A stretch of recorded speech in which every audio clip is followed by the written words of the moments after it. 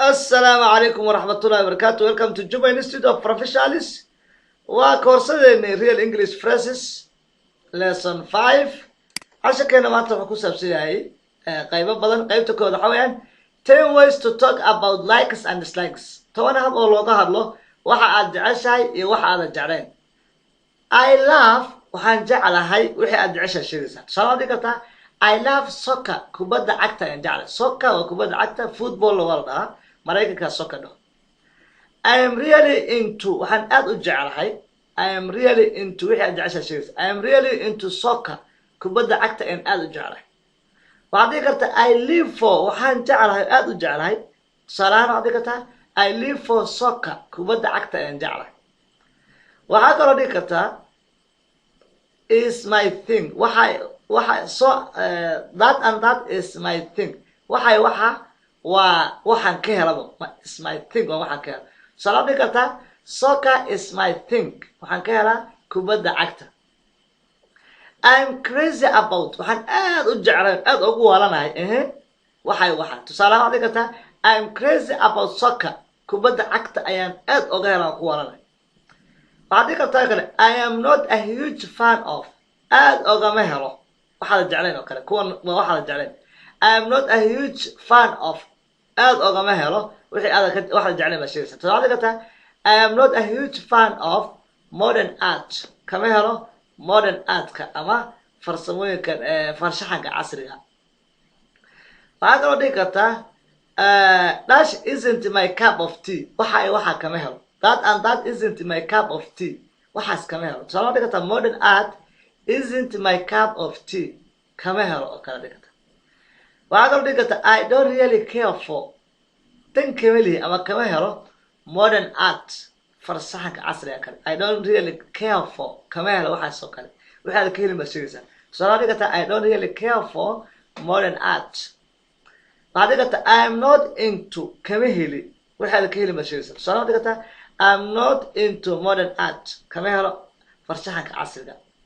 I can't stand هذا يا نعمة أو مدلوق هذا الكلام I can't stand هذا يا نعمة modern art this is a phrase express strong dislike هذا نعمة يا الله يستعملها وهي قيمتنا و 5 ways to make a suggestion وشنهب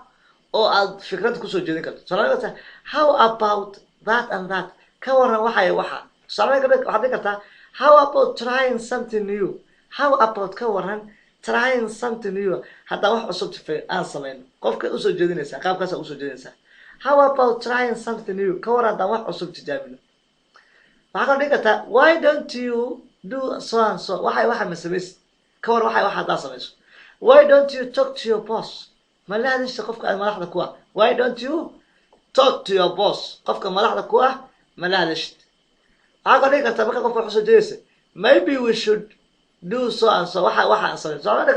maybe we should do more research in about this area and so on I would recommend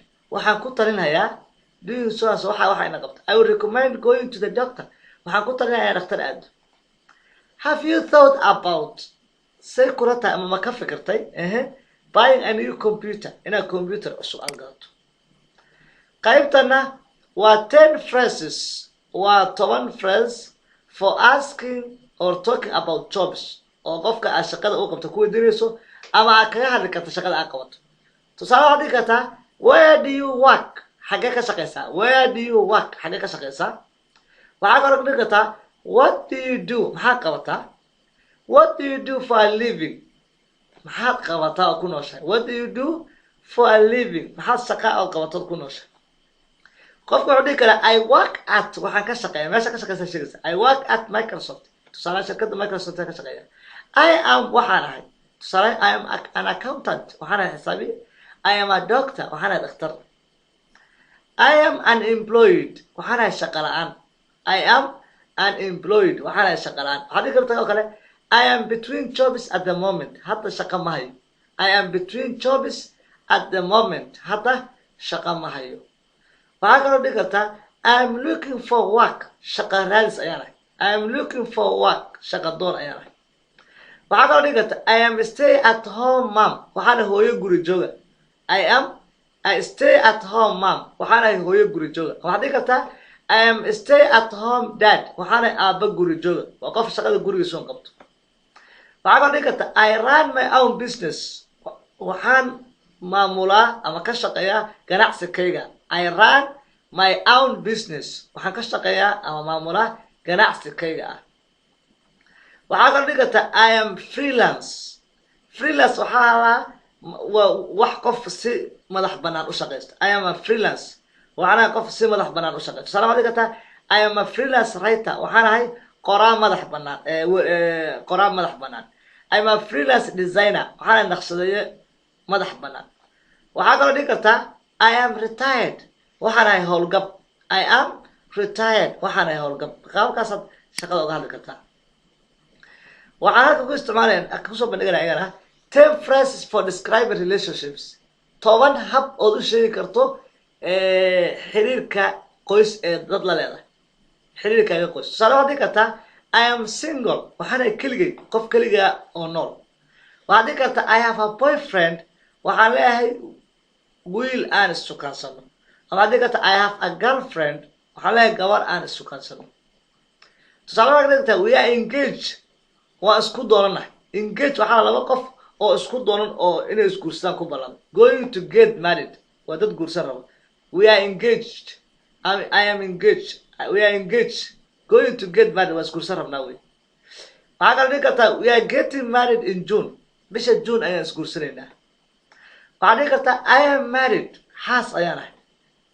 waxaa kala dhihi kartaa I have been married for waxaan xaas lahaa tiradii baa sheegaysa marka I have been married for 10 years 10 sano ayaan xaas ahay oo kale I am divorced waa la ifuray I am divorced waxaan ahay garoob ama waa la ifuray oo kale I am widowed waa laga dhintay wey widowed waa laga dhintay my husband or wife has died waa qofka laga dhintay oo I am widowed waa qof laga dhintay marka ereyga I am widowed waxaa la dhahaa my husband or wife has died waa qof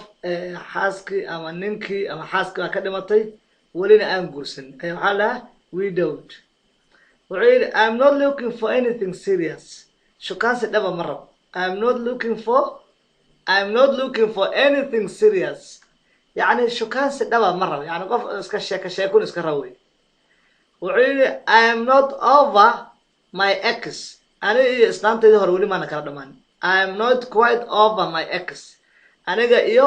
saaxiibtayda ama xaaskayga hore maana kala dhamaan weli waxba isku laaba yani isku way fiicna laakiin waxba isku laaba tusaale waxa I still have feelings for my ex boyfriend saaxiibkayga hore